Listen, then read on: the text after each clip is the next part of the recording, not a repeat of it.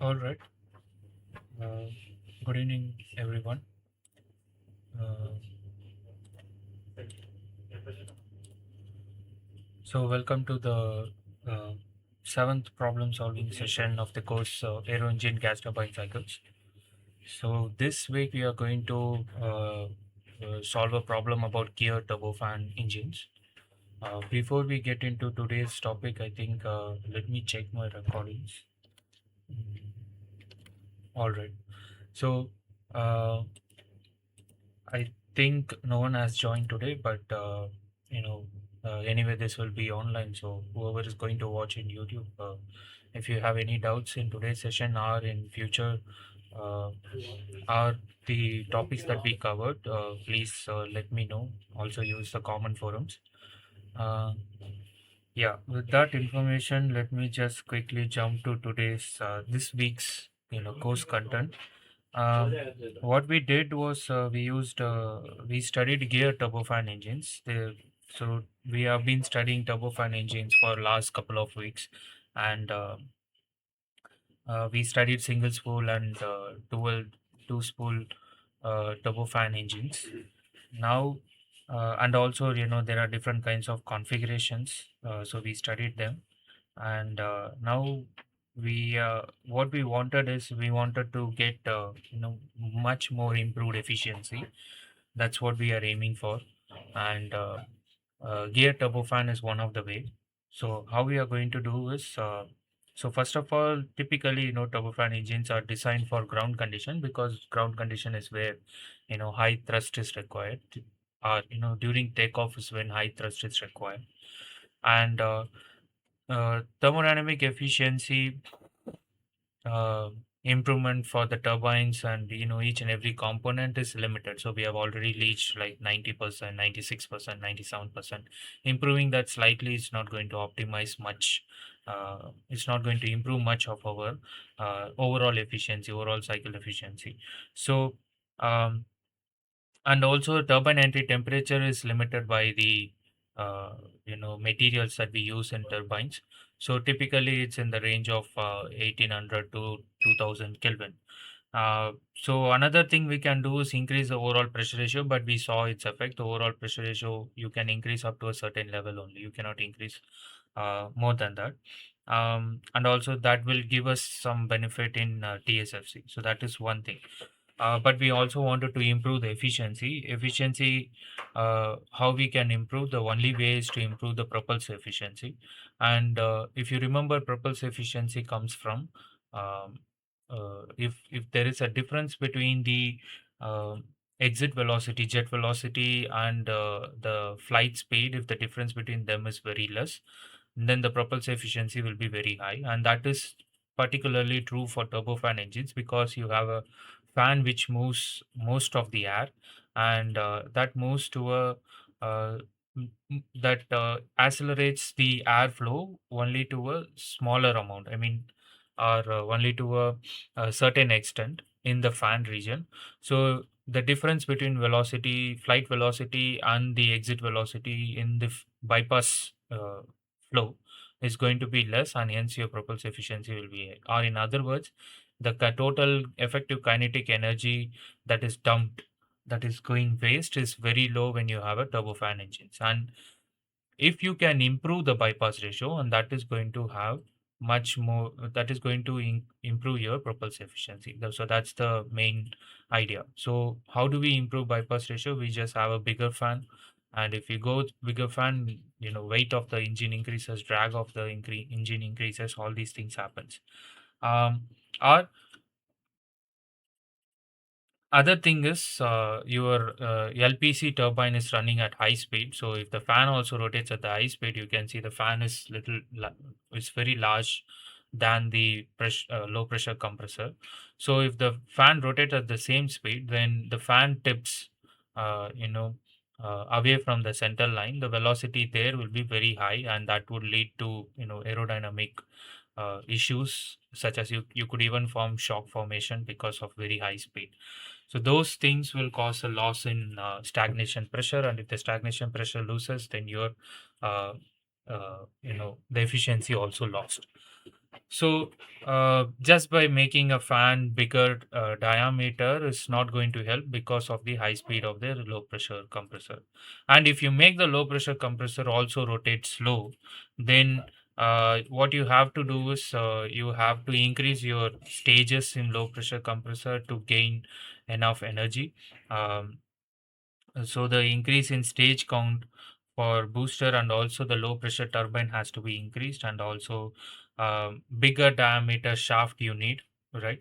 And to accommodate the twin spool configuration, and bigger LP spool, bigger HP spool, everything becomes bigger, each and every component, and reduced hub to tip ratio will cause the loss in efficiency. Um, so uh, so given all these problems, how do we, try to improve the propulsive efficiency? So the only problem that we have here is fan rotating at the same speed as low pressure compressor. So if we somehow make the low pressure compressor and fan rotate at different speeds, then we can achieve much higher bypass ratios. So currently we were, if you remember the last week problem, we were solving for bypass ratio of 9. Now, if these two rotates at a different speeds, then you can have a higher bypass ratio. So that is where we install the gear boxes in between fan and the low pressure compressor, so that low pressure compressor still retains the same high speed, but when it goes to the fan, uh, because of the gear ratios, you can reduce the speed of the fan. So that is what the geared turbofan concept of geared turbofan is. Otherwise, there is no much difference. So using a geared turbofan, you can direct drive low pressure turbine has a lower efficiency, but with the geared turbofan, you can get an higher efficiency. And similarly, it is also useful to reduce the noise, and also it gives us lower uh, uh, fuel burn. So you will be able to increase your reduce your TSFC and increase the efficiency, which is what we have been doing it. And there are multiple examples of these engines which are being currently used, especially Pratt and Whitney engines. There are Rolls-Royce turbofan engines. So especially this Ultra fan engine has a gear ratio of 4:1 and has a bypass ratio of 15. So typically you would not be able to achieve this 15 bypass ratio um, without a gearbox. Okay, so that's where the gear turbofan is coming in. So the first configuration that we have is you have a geared you have a gearbox between the low pressure compressor and the turbine. So this is the gearbox. And the first configuration is the compressor is fully run by the high pressure turbine, and the low pressure turbine is used to run the fan. So that is the first configuration. And the second configuration, as you guessed, it's going to be we will divide this compressor into low pressure compressor and high pressure compressor. And low pressure compressor and the fan is driven by the low pressure turbine, and high pressure compressor is driven by the high pressure turbine. So those are the two configurations. Um, so typically this configuration has a low speed fan, which is what we wanted, high fuel efficiency, reduce noise levels, reduce weight and overall length, and low cost, fewer engine parts. But what is also true is some additional complexity. The gearbox is coming into picture, so you may need lubrications, maintenance, reliability of the systems goes down slightly. Um, to calculate, however, what you need to include is additionally the efficiency of the gearbox. So while transmitting the power from low pressure turbine to the fan. Otherwise, everything remains same. Inlet, forward fan, compressor, combustion chamber, HP turbine also here remains the same. Only place where you will uh, change is LP turbine, where the work provided to the LP turbine has to be multiplied with some efficiency. Okay. Sorry. Yeah. Work extracted at the LP turbine is multiplied with some efficiency, and that is the total amount of work that is going to the fan. So this eta gearbox is something you need to take into account in during calculations, which we will see. Again, nozzle, you have to again find the critical pressure ratio, and solve the remaining performance parameters. And the effect of pi f, pi c, everything we have already studied. Uh, and the second configuration, as I said, you have low pressure compressor, high pressure compressor, and you have low pressure turbine and high pressure turbine, where low pressure turbine, low pressure compressor, and the fan are in the same spool, and high pressure turbine and high pressure compressor are in different pool. Now, such a configuration is currently been active in Pratt& and Whitney and Honeywell engines, especially 8000 series and 6000 series. Here, as usual, only in the low pressure turbine work done calculations, you have to multiply the eta GB. Okay, so the total work extracted at the low pressure turbine is this one, the left hand side of this equation, m dot core 1 plus FCPH T07 minus T08, which is equal to work done to the fan.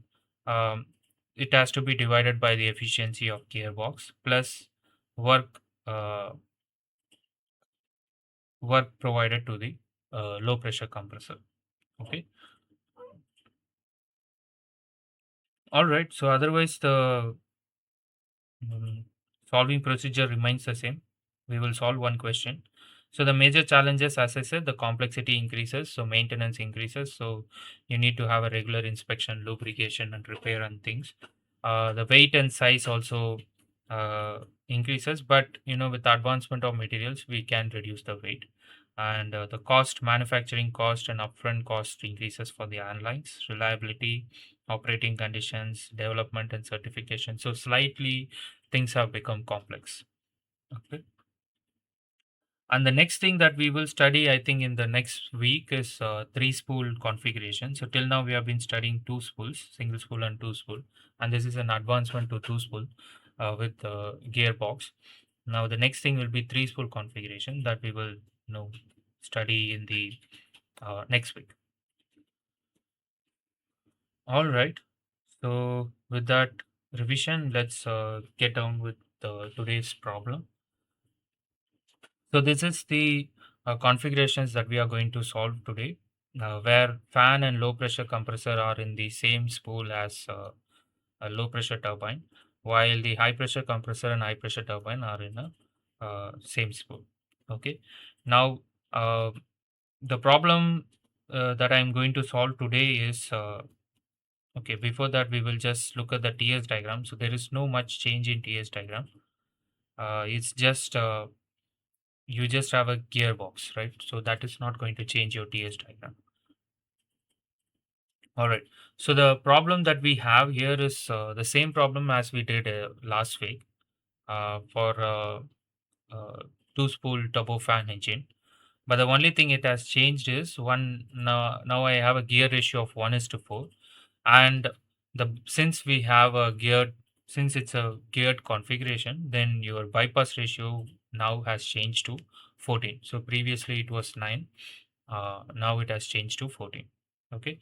So now we have to again evaluate the same thing: the nozzle area, thrust, TSFC, thermal efficiency, propulsive efficiency, and the overall efficiency.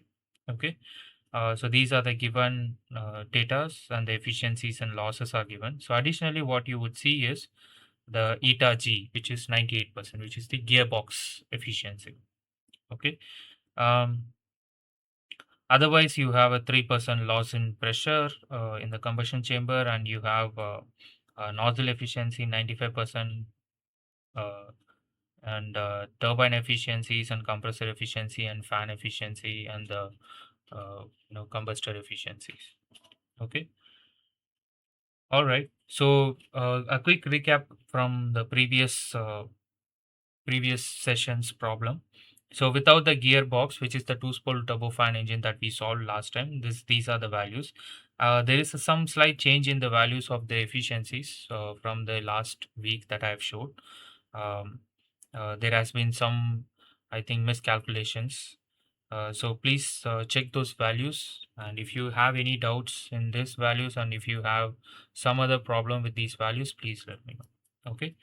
So now this is without gearbox, where your bypass ratio is 9. Now, since we have the gearbox, we could go to a much higher bypass ratio, which is 14. So we will carry out the calculation for this gear turbofan with the gearbox ratio of 14, and we will compare it side by side with this values and see what has improved. Okay. So ideally, we should expect the efficiency to improve and TSFC to reduce. Okay, and also thrust to increase because you have a higher bypass ratio. So let's see whether these things are happening or not. All right. Now the hint is similar to what we solved for two spool turbofan engine.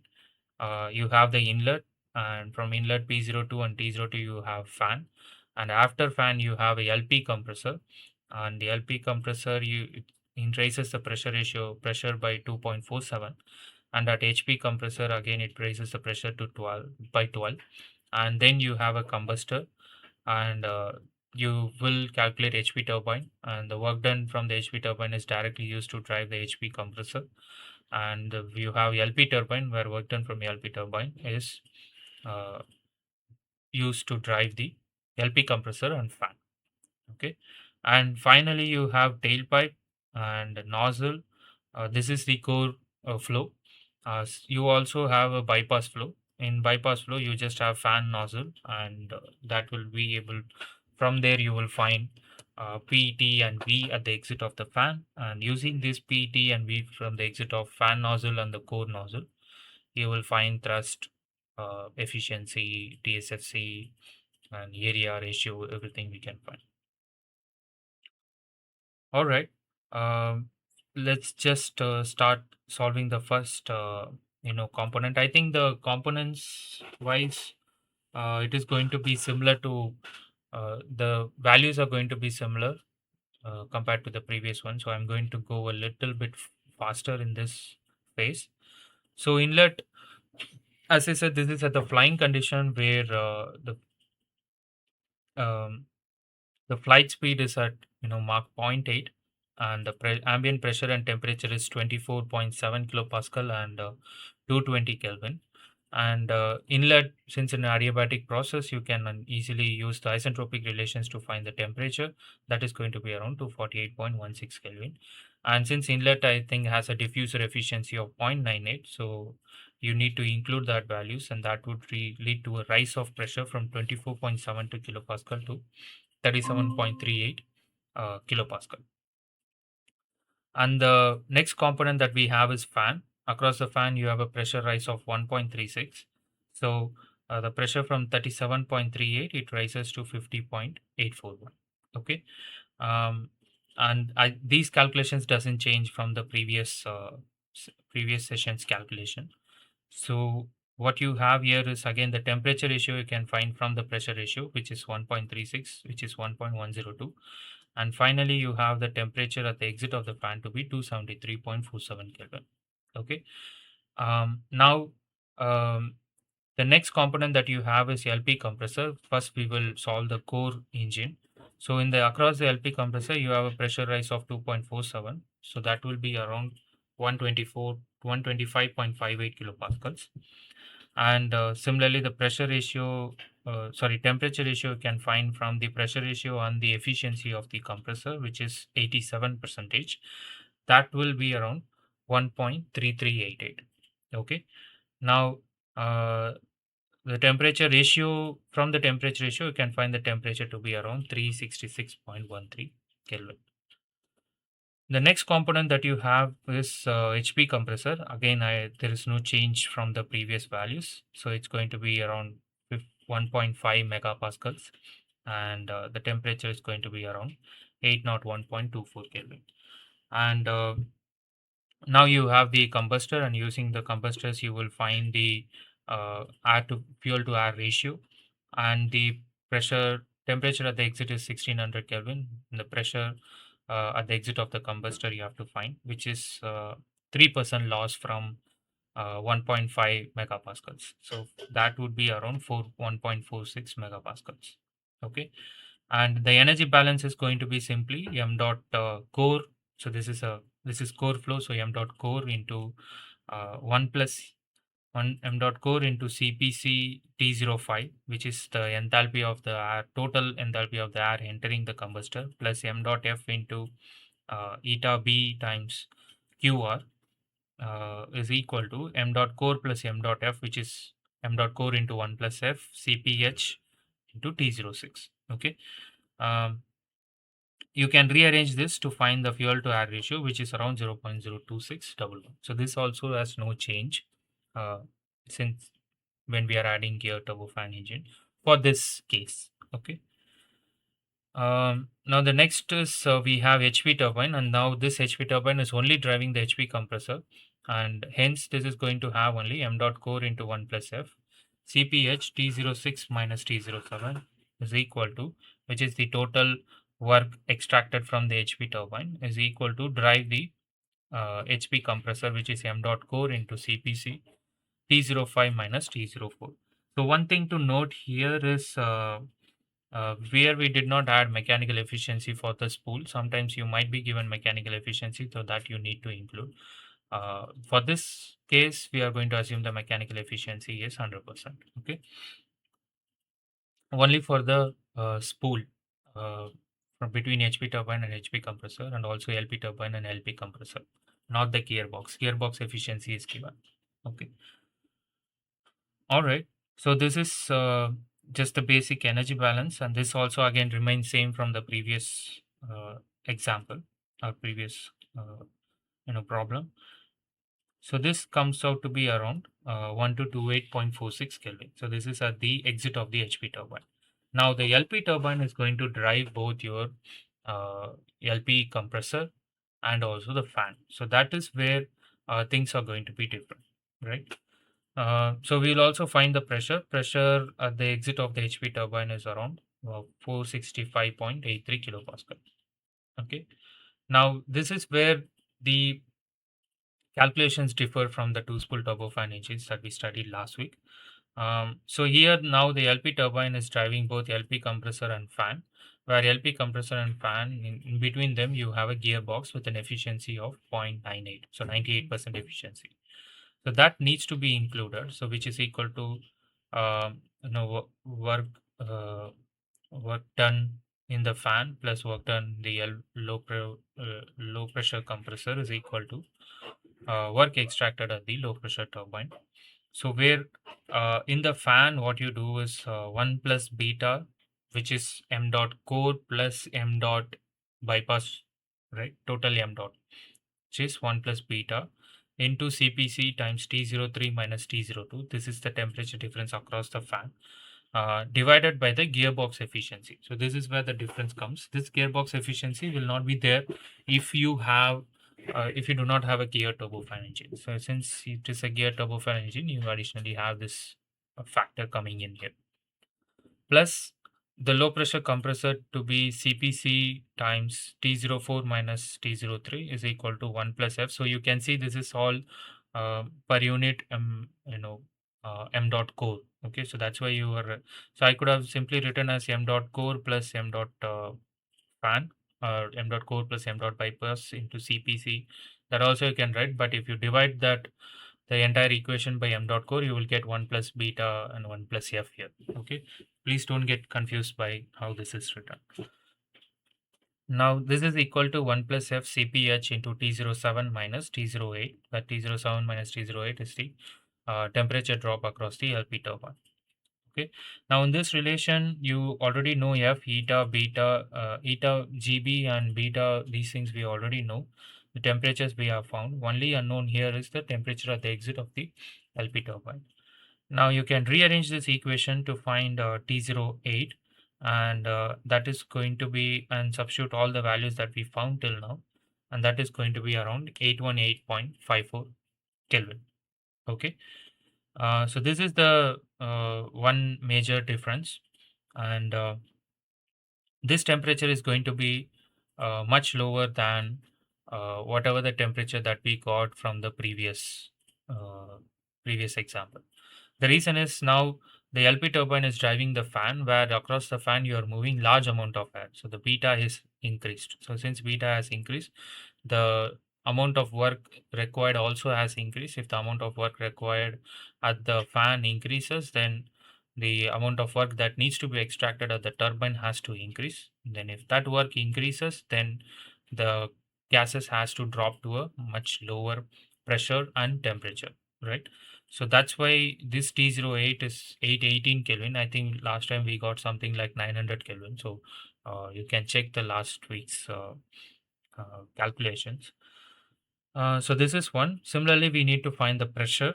So for pressure, since we now know the temperature, from there you can easily find the pressure based on the turbine efficiency, uh, relation. Um, so substituting those values, you can simply find the pressure to be 79.57 kilopascals. Okay. So now we found both pressure and temperature. I guess this has to be P08. So I will correct it. So now we know both P08 and T08 from the LP turbine. We can just go move forward with the tailpipe, which there are no losses. So P09, T09 is known. The next component that we have is nozzle. So now the pressure and temperature, stagnation pressure and temperature at the inlet to the nozzle has reduced. Okay. So then you would expect the velocity also to reduce because it does not have enough expansion, right? It does not have enough pressure to undergo a larger expansion. So the velocity at the exit of the nozzle also has to reduce. Okay, so let's find out that. Um, so we will begin by finding the critical pressure ratio and critical pressure. So that is going to be based on this reduced pressure, stagnation pressure, which is 79.57, which is 41.51 kilopascal.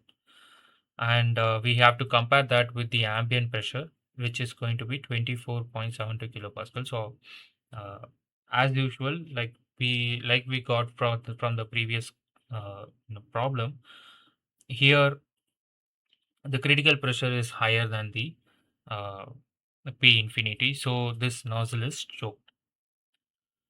Since this is choked, the Mach number at the exit of the nozzle is going to be 1, and hence you can find the temperature and the velocity at the exit of the nozzle. So first we need to find the temperature, which is just gamma h plus 1 by 2, which is 1.33 plus 1 by 2, which is around 1.165. Now, as soon as you found the temperature, you can find the velocity, which is the square root of uh, gamma r T naught. Okay. So here the temperature is 702.61 Kelvin. So if once you substitute these values, your velocity will be 517.87 meters per second, which is expected, which is lower than the previous values that we got. I guess last time we got like 550 meters per second. So which is expected because your pressure and temperature at the inlet of the nozzle has reduced, right? So this is about the core flow. Now let's look at the bypass flow. Again, bypass flow, only the bypass ratio has increased, but the flow properties haven't changed. So pressure and temperature is still same. All the intensive properties will remain same. So if you calculate for the fan nozzle, so first you need to use the choking condition to find the critical pressure ratio, which is around 1.964 for this case. Uh, so please note that I think last time we used gamma h here as well. Ideally, we should use. I think here was right, but in future, in while calculating temperature for the fan nozzle, we used gamma h. So that is wrong. You should use gamma c. Okay, so please be aware of those changes in the previous problem.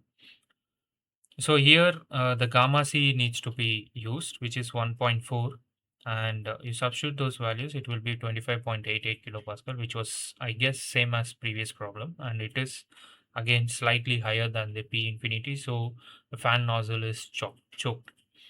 Hence, your P11 is going to be the critical pressure, which is 25.88 kilopascal.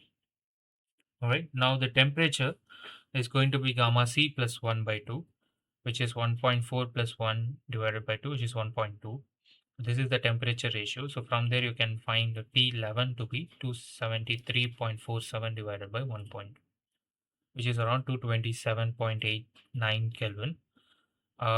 This is the static temperature at the exit of the nozzle, and the velocity you can find out to be, since nozzle is choked, it's just square root of gamma RT, which is 1.4. Again, here it has to be 1.4. This is, I think, it's a symbol mistake. It's a typo. I will change it. So 1.4 into 287 into 227.89 Kelvin. So this is the velocity around 302.6 meters per second, exiting the uh, fan nozzle. All right, since we have known all the parameters, all the properties at the exit of both core and fan nozzles, we will go forward and find first the area of the nozzles. First is for core flow. Core flow, we have like m dot core into 1 plus f is equal to rho VAV, where rho 10 is nothing but the exit of the core. We know pressure and temperature. You can use ideal gas law to find uh, the density at the exit. So then you can rearrange it. So it's like P by RT, rearrange the entire thing to find the area. And the area is going to be around 1.328 meters square. Okay. Now, since the velocity has reduced, then your area has to, increase to get the same mass flow rate. Okay. So that is one thing. We will anyway compare these values. It will give a good idea at the end. Now you have core flows. We'll also do the same calculation for the bypass flow. For the bypass flow, again, you have m dot fan is equal to rho 11, A11, and V11. And rho 11, again, you can use, the ideal gas relation to find P using pressure and temperature. You can find the density and you can rearrange them. Now, since your beta has increased, now your bypass ratio has increased to 14, um, which means you need to have a bigger diameter. So hence your area A11 will also increase from the previous problem. So which was around 16.14 meters square. Okay. Now, if you look at the previous problem, all these values were same. Only beta has increased from 9 to 16, 9 to 14. So a similar, change in area is what you will observe. Okay. All right. Once you find area, you can now directly find the thrust. So to find thrust, you need to add both core thrust and the bypass thrust. You, oh, so that is going to be around. It's going to be calculated based on m dot core into 1 plus f v10 minus v infinity plus p10 minus p infinity into a10. Okay, so this is the pressure thrust at the core nozzle. Similarly, you have a bypass flow which is m dot fan v11 minus p infinity plus a11 into p11 minus p infinity. So this is at the bypass flow. Okay. Um, Now, since you know all the values, you can just directly substitute them. X of v infinity, we can find it from the m infinity, which is around 0.8. Uh, 0.8 into square root of 1.4 into 287 into T infinity is 220 Kelvin. So that will provide you a V infinity or the flight speed to be 237.85 meters per second. So now you substitute all those values. I think V8, V10 is 517, V11 is again 70 something, right? Sorry, 302, 302.6 meters per second. Now the m dot fan is 138 into beta, m dot core into beta, which is 138 into 14. The pressure P10 has reduced, so this net effect is going to reduce, but A has increased, so that is also you need to keep in mind. Here nothing has changed, only just the A has increased, so overall the pressure thrust has increased. This also has increased, so overall you expect the thrust to increase.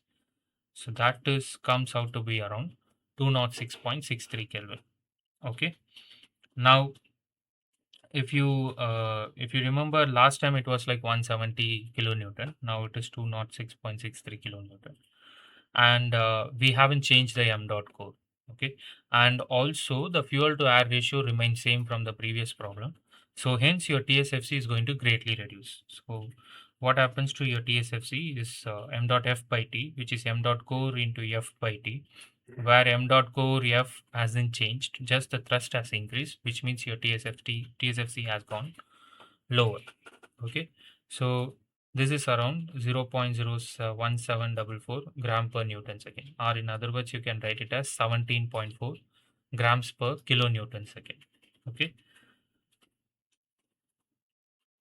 all right, now let's calculate the efficiencies. So first is propulsive efficiency. Here the propulsive efficiency, this the thrust power, which is T into V infinity divided by the thrust power plus the kinetic energy wasted from the exhaust. So we have two exhausts. So for the core, you have m dot core by 2 into 1 plus f into v10 square minus v infinity square. Plus for the fan exhaust, you have m dot fan by 2 into v11 square minus v infinity square. Now, you do have increased the m dot, but what you also did is you have increased the thrust. So let's see its effect. So now, um, so this comes out to be around 50.18, which is around 50.18 percentage. This is the propulsive efficiency. Now let's calculate the thermal efficiency. Efficiency is nothing but the total power divided by m dot f into qr. M dot f has not changed, qr has not changed. So the total power is indeed has changed. So you expect the thermal efficiency to increase, which is 0.6321 percentage. Now the overall efficiency is going to be just the multiplication of these two, which is around 31.72 percentage. Okay. Now let's compare these two values together. So as expected, the nozzle exit velocity has decreased because from the LPT you have extracted more power to run the fan, because the fan is now moving large amount of air because bypass ratio has increased from 9 to 14. Hence, the nozzle does not have very high pressure, high temperature at the inlet. Hence, it will reduce the exit velocity will reduce. Okay, so that's what you see, 552 to 517.87 meters per second. However, the fan exit nozzle does not change because the properties, all the intensive properties remains same. You have just increased the m dot by increasing the fan diameter. The fan pressure ratio remains same, and just the bypass ratio has increased. So that's why you do not see any difference in the exit velocity of the fan. um, the nozzle, as expected, it has to increase both the fan and core nozzle. Fan nozzle has to increase because m dot has increased. Core nozzle has to increase because its velocity has reduced. So those are the reasons you see an increase in A9 and A11.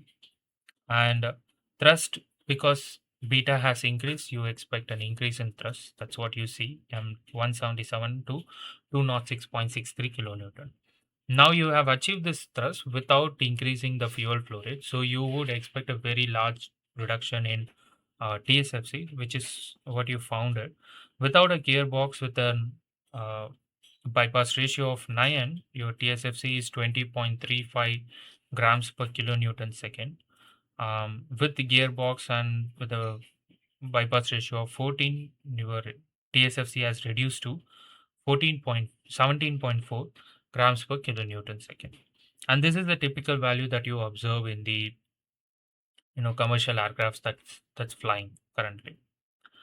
The propulsive efficiency, you might see a slight decrease because overall the thrust also has increased, and the uh, thrust power also has increased, and the overall power also has increased.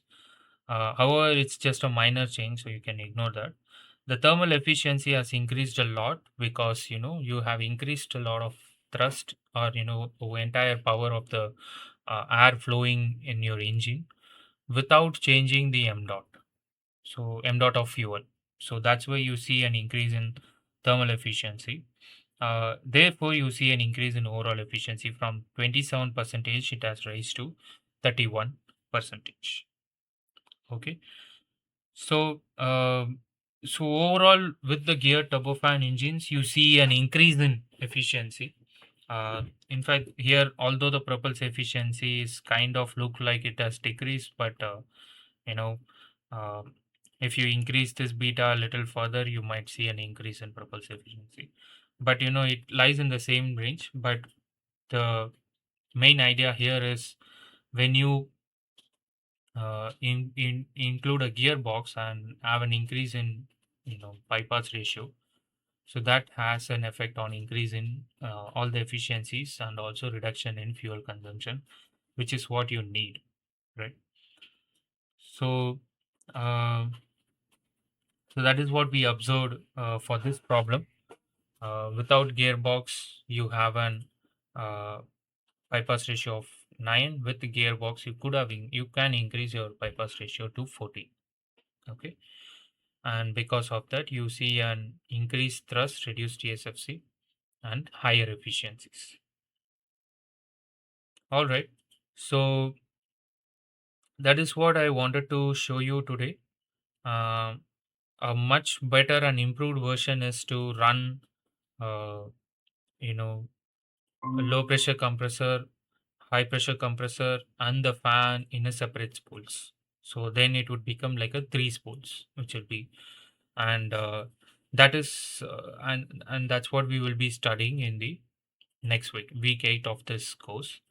And we will also solve one of the problem with the three spool configuration of turbofan engines. And yeah, all right. I hope this problem would be helpful for you to solve your assignment of week 7.